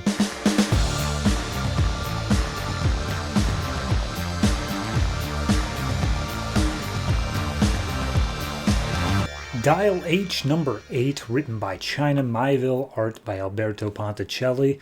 Last issue, we had the reveal that the other Dial was likely in Canada, and we had a guy named the Centipede. Yep, so we get the reveal here that the Centipede was kind of like a Captain Atom sort of guy, but he was Canadian, and they get more into his backstory later, but he's just like, yeah, no, I was put into a machine, and now I'm able to do a whole lot of stuff, and now I just want to know where this Dial is, because I'm that kind of cutting-edge technology here in Canada. So then we see Roxy and Nelson make their way to Canada. They're on a plane. We see them go through the whole process of getting to the airport, getting in a cab, going back to their hotel and whatnot. And they're basically just talking about, like, all right, what's the plan here? We got to go out. We're going to find the Dial. Roxy's going to use her connections within the telephone industry. And Nelson's just going to do his superhero thing because he likes wearing the Dial. So Nelson goes out after dialing, and he's got his own thing going on while Roxy's staying in contact with him, but also trying to keep some leads open. We see the Centipede has arrived at Roxy's home, and he's going through, checking the whole place using his powers, and he comes across a trapdoor underneath a carpet, and he's like, well, this is interesting. And then we get more of his backstory, where it turns out the Canadians built a time machine. It didn't work, but it did manage to cause him, who was the test pilot, some side effects where he's able to unstick himself from time, which makes him a little bit faster, and he's able to, like, basically he's able to take whatever version of himself, go back in time to an earlier version of himself, and then keep going ahead from there, but, like, all at once. So everyone just sees this moving trail of a person. It's confusing, but either way, he figures out how his powers work, and he becomes a top asset to Canadian Special Intelligence. So he goes down into this trapdoor, and he finds all this telephone stuff, and he's just like, all right, well, this is probably what we're looking for. And as he dives in deeper, he sees all the Manteau masks on a back wall, and he immediately just calls up on a phone and links to Roxy's hard drive that's on down there. And he calls up, he's like, hi, Dark Mabel, it's Centipede. I know I'm using an unsecured line, but trust me, this is worth it. Can you get a lock on this woman? And they have a hit on her passport because she just arrived in Canada. So it's like, oh, sweet, right in my backyard. I'll be up there immediately. So we follow Nelson, who's wearing the Manteau costume in an attempt to get him to keep his own identity of Manteau rather than whatever it is he's dialing that day. And as he's jumping around, he delivers a hard drive containing a whole bunch of intelligence that needs to be leaked out to some leaker that Roxy knows, and he just drops it off and says, like, put it up on DC's version of WikiLeaks and let it be free. And he heads out and he uses his powers, which are somewhat fire-based, but it turns out that his character is called Flame War, and the whole thing is that not only is he fire-based, but he also just spits obscenities. For instance, as he approaches the police and starts melting their guns, he says, "Your squad car is a slut and a Nazi." So there's that. Anyway, he's hopping around, and Roxy keeps on saying, like, Manteau, you need to focus here. And Nelson starts losing himself. He's like, no, I'm not Manteau. I'm Flame War. And he loses the outfit. And then we see him talking to a trash can named Trash Talk and a wolf wearing a conductor's outfit named Wolf Ticket. And apparently they're all part of a group called the Foul-Mouthed Five. And Flame War, a.k.a. Nelson, realizes, wait a minute, this isn't my memories. This is Flame War's memories. I got to snap out of it. And he does. He turns back. He's Nelson. Not like in person, but mentally he is. But then he looks ahead of him and he sees another dialed hero. But this one, he's like, this one's real. This one's just the dude that we've been looking for. He's right here in front of us. I'm not sure what his name is here, but he has some sort of tree powers. And they start just talking briefly, and the tree guy's like, surrender to me now and you won't get hurt. And Nelson's like, no, you surrender to me. I need that dial back. So they get into a little bit of a fight, but of course flame beats wood, and he's very quickly got the upper hand. So a helicopter shows up and just extracts this guy out without being able to talk to him at all. He's taken out by, I can only assume, Canadian Special Intelligence. So at that point, Flame War gets all pissed off. He's like, oh, your helicopter's a slut too. So he looks around. He sees this crowd is gathered watching him. Centipede is there. Already got visual on him.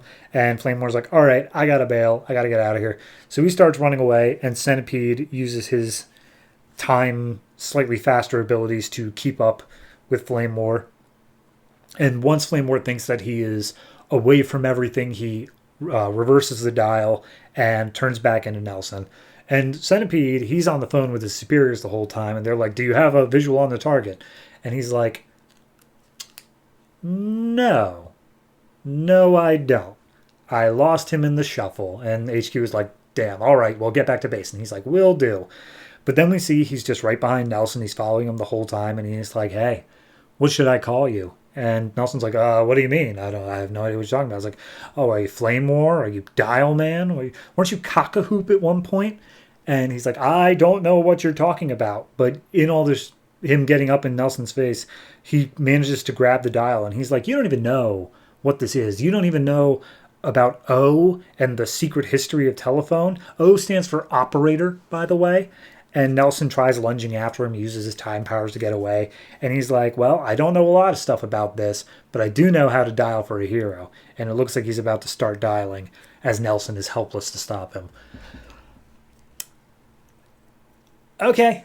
I mean, I'm a little bit confused by the overarching plot. Kind of lost me a little bit somewhere in the weeds there. I get the whole thing of, this group that Centipede's working for is looking for Roxy. They got to track on him. They managed to track him down. I got that. I was just a little bit confused about the leaking data part to someone, like out in public. It just didn't quite really explain exactly what they were doing with that, save for just trying to, it just says here, Ottawa Initiative stuff, CEOs, the government, the Haitian coup. But I don't know what this is for.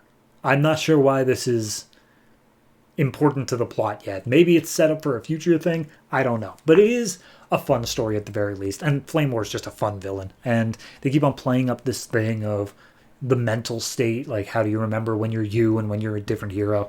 Something that isn't really played with enough in the DC universe. So overall, I'm going to give this one I'll give it a flat 7. I think that it's good, but not great. So looking forward to seeing next issue, and got a creepy looking cover. I'll tell you that much, and you'll see it next month.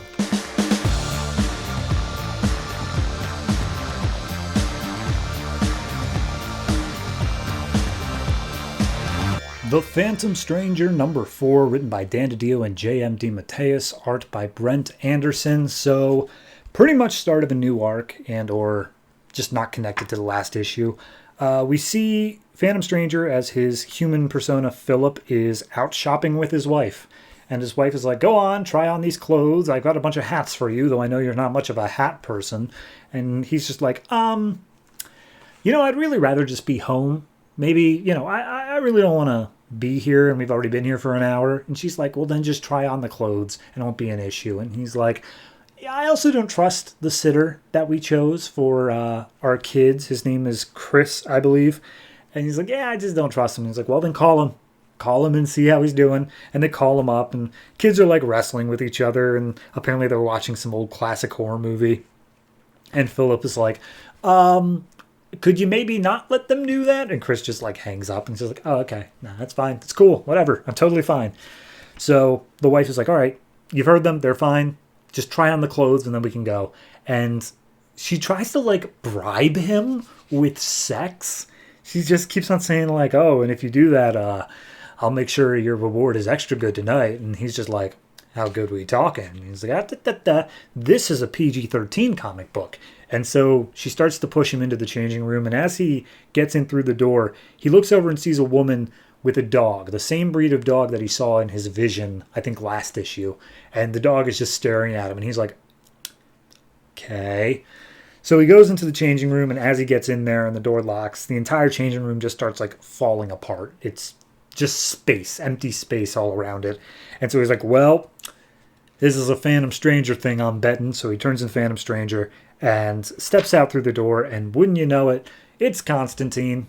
Constantine has summoned him to the House of Mystery by sacrificing a goat, and he's like, hey, glad to have you here.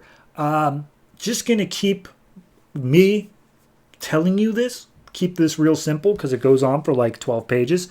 Constantine basically says, you told me in the pages of Justice League Dark that there's a war coming, and you want me to join your side. However, I think that it's better that the Phantom Stranger joins the Justice League Dark, and all the whole team is there, save for the people who are missing from the current arc. So we've got Xanadu, Black Orchid, Deadman, Constantine, and Frankenstein. And basically Phantom Stranger's like, no, I am my own thing. I'm a loner. I don't want to join your stupid team.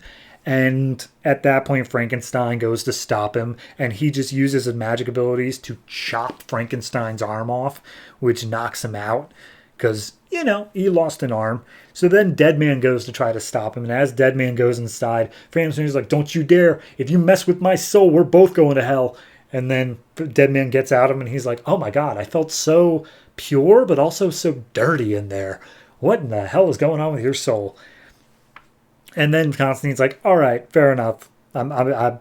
Maybe I can't stop you from leaving, but I do have something you want. And he holds up one of Phantom Stranger's silver coins. And he's like, I heard from a little birdie that you're not able to stop being Phantom Stranger until all of your penances on your little silver necklace are paid. And you lost one, and I found it. So you're going to do whatever I want, and then I'll give you this silver coin. But here's the deal. I'm going to let you think about it. So you go on and get. So he sends Phantom Stranger away before he can try to seize the coin. And the Justice League Dark is left over like, okay, so he didn't quite join, but we've got his attention. He can't ignore us forever now. So Constantine's happy with that. Phantom Stranger, as Philip, then busts out of the changing room. Turns out that it has been 20 minutes where he seemingly has just disappeared from a one-door changing room, and he's using his powers looking for his wife's presence, cannot find her anywhere in the building, just like, crap, she must have gone home. So he just teleports himself over there. He calls for his wife, no answer. Calls for the babysitter or the kids, still no answer. He's like, that's not good. Also, I feel the feeling of death. What's going on in here? And as he walks out into his den, he sees the babysitter, Chris, has been murdered, and he is strung up in a Christ-like fashion over the mantle. And just like, oh, crap, somebody came for me. Somebody knows I'm Phantom Stranger, and somebody came for me and my family.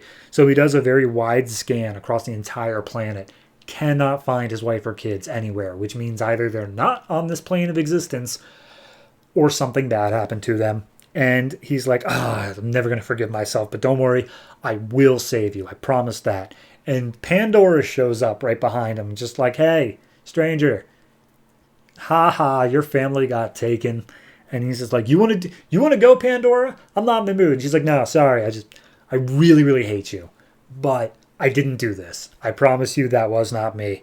And he's like, all right, then who was it? And she's like, well, you pissed off a lot of people recently. But if I had to take a guess, I'm betting it's the Spectre. And we get one full page of the Spectre, potentially maybe being the guy who did it. And that's it. I thought it was good.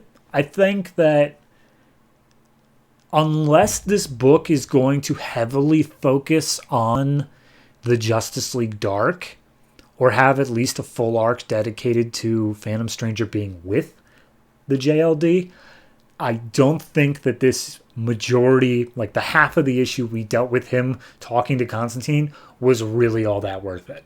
I think that it came off as just a bit strange that in a book that is not Justice League Dark, we have an entire part about him joining the Justice League Dark. Now, if he turns it down, if he does not do it at all, that could work out. I think having him just be like, no, I am my own person, but like more forcefully.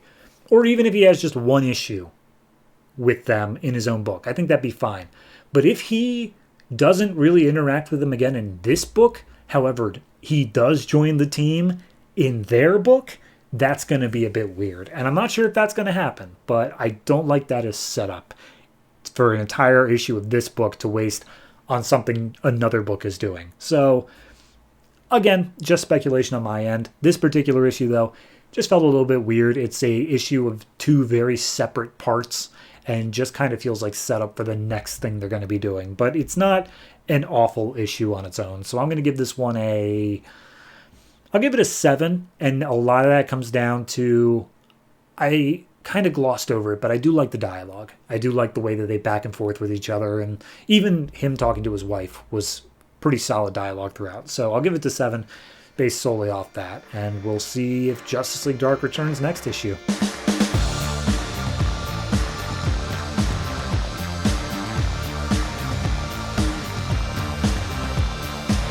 Human Bomb number 2, written by Justin Gray and Jimmy Palmiotti, art by Jerry Ordway.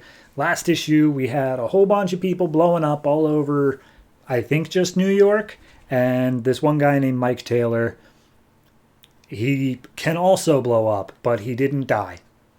And also, he may be part of this. So, we see him escaping the terrorist attacks into a diner where some woman inside named Beth, that I guess he kind of has a crush on or something like that, works. And he's just like, hey, do you have a cell phone? There's some crazy stuff going on outside. And she's like, all the lines are jammed, probably because of all the terrorist attacks. What's going on out there? And he's just like, okay, I'm kind of involved in these terrorist attacks, but I don't know how, and I kind of blew up some people, and I don't know what's going on, and I really need to make a call. And she's like, I'm sorry, did you say you were just involved in these terrorist attacks? And he's like, you're right. That's a bad explanation. I probably shouldn't be here right now. And then a car comes blasting through the front of the diner, and Mike just immediately reacts by putting his hands on the car and blowing it up, which kills everyone inside, literally eviscerates their faces. And he's like, oh, geez, Beth, did you see? Okay, she ran away. I think I killed those guys. But then all of a sudden the guys get out of the car and start shouting defuse at him. And he's like, oh, okay, you're still more terrorists. So he ducks and hides, and he's like, all right, I'm going to do whatever I can to fight against these guys. And he picks up a salt shaker and he's like, I feel like I'm charging the salt shaker, like I'm giving it energy. Let's see how that works. And he throws it at the guys, seemingly like a grenade, and it just explodes again. But this time it actually kills them. But as Mike walks over, he sees that they're nothing but like machine parts and like their skin was made of silicone. And he's like, all right, that's weird. Anyway, I'm going to leave now. And as he steps outside, he's surrounded by police and Uncle Sam, as we saw last issue. And he's like, hey, Mike, I work for the NSA. And Mike's like, oh, you got to get away. I'm a danger. I'm a human bomb. And he says, literally, I'm a human bomb. And Uncle Sam just puts his hand on Mike's shoulder and says, sleep. And then Mike's unconscious and they take him into custody. So he has a weird dream sequence where, like, he's in this suit and he manages to escape from a cage. And he goes down the hall and sees a bunch of people being operated on in suits just like him. And as the operators notice him, they grab him and his dream starts fading away. And all of a sudden he shoots up in bed. And Uncle Sam, the entire rest of this issue, I'm not kidding, is just giving the backstory on everything that's happening. So I'm just going to, as best as I can, sum it up here. Uncle Sam's like, hey, I can help you to regulate your abilities, and I want you to help join me. The only reason that you survived what everyone else in your squad went through is that you had a metagene, and it activated when they operated on you. So you are able to survive this stuff. And he's apparently been here for a whole week. They purposely kept him comatose so he didn't explode everything all over again. And they have a woman named Joan who's going to help him through this. She has telepathy and a couple other powers they're not letting on yet. So at that point, Mike's like, okay, yeah, this might as well be happening. I'm just on board. Let's do it. Either I'm crazy or this is actually happening. Either way, I have no reason to argue this point.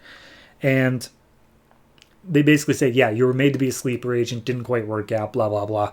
So at that point, we meet up with Joan, and Joan's like, hey, I'm in your head. Also, there's this group called Crown. I'm the one who found them, and they are all about causing terror in this sort of way. So at this point, Joan immediately starts walking him through, like, let's talk about controlling your powers. Here's a slingshot. I want you to focus your energy in the slingshot just enough to give it, like, a little firecracker effect. Can you do that? A little firecracker when it hits the wall? And he's just like, yeah, I think I could do it. And he does it, and it immediately goes through like 3 blocks of concrete. And he's like, oh, well, it feels natural to me. Why does it feel natural? And she's like, well, you've worked around weapons your whole life. I guess it's kind of second nature now that you are a walking weapon. So then they immediately are saying, like, all right, here's the thing. We discovered the location of Crown once she deprogrammed all the brainwashing in your head. So we're going to go do that. And he's immediately like, I'm in. And they're like, well, we didn't ask you. He's like, all right, well, I'm still in. He's like, all right, fine, I guess, whatever.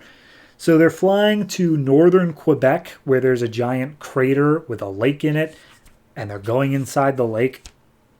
And they just keep on explaining what Crown is and like what's going on there. And apparently it stands for Combat Ready Organic World Network. And there was an infestation of them back in the 80s. And they get into a whole backstory on that, where apparently an alien ship flew over like a carnival in the 50s. It dropped a bunch of basically parasitic eggs that people inhaled. It turned them all into these agents of Crown. They tried to contain it, but hundreds of people had already left before they did so, and they've just been like laying low and laying down all these plans over the past like 50 years. And during the 80s, they thought they got rid of them all, but clearly they didn't. So now they've got them on the ropes, though, and this may be one of their last holdouts. So they go down into this place. And as they're making their way through, they hack into some keypads and go through a big vault door. And when they see on the other side is just row upon row upon row of humans in seemingly like a cryogenic sleep. And they're all labeled as human bombs. And immediately Joan's like, well, none of these people can be saved. We're going to have to kill them all. And Mike's like, excuse, I was saved. What if one of them has that metagene thing you were talking about? And she's like, there's no way of telling that unless we literally let them all live and watch to see if they explode. So, yeah, we got to kill them all. It's the humane thing to do.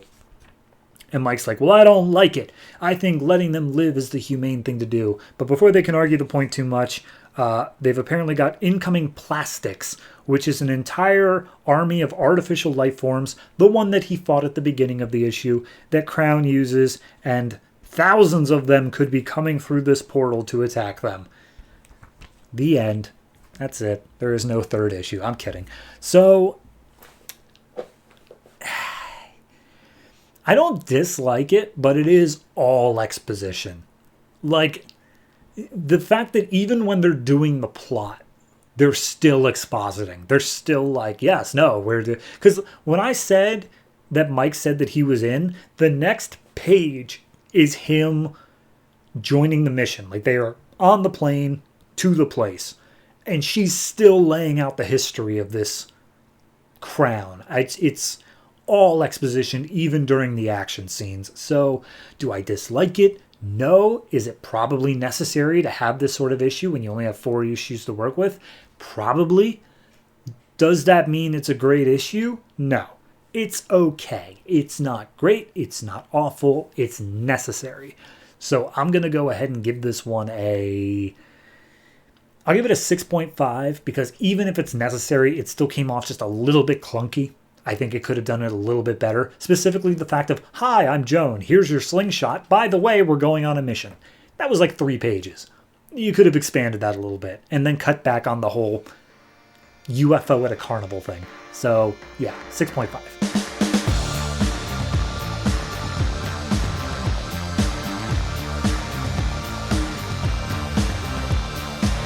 And that's it. That's all the comics that came out from DC Comics this January 9th, 2013. And not to jump the gun on ending this episode too much, but I want to talk about next week's comics. So I'm going to tell you about next week's comics. So here's next week's comics. Next week's comics we have the number 16 issues of Batgirl, Batman, Batman and Robin, Superboy, Deathstroke, Grifter, Suicide Squad, Legion Lost, Demon Knights, and Frankenstein. Additionally, we have the number 8 issue of The Ravagers, the number 4 issue of Team 7, and the first issue of Threshold, which if you somehow managed to skip over the Green Lantern New Guardians annual number 1 from this episode, go back, listen to the whole thing. I don't know if it's necessary, but gosh darn it, I'm not going to be the only person who read that book.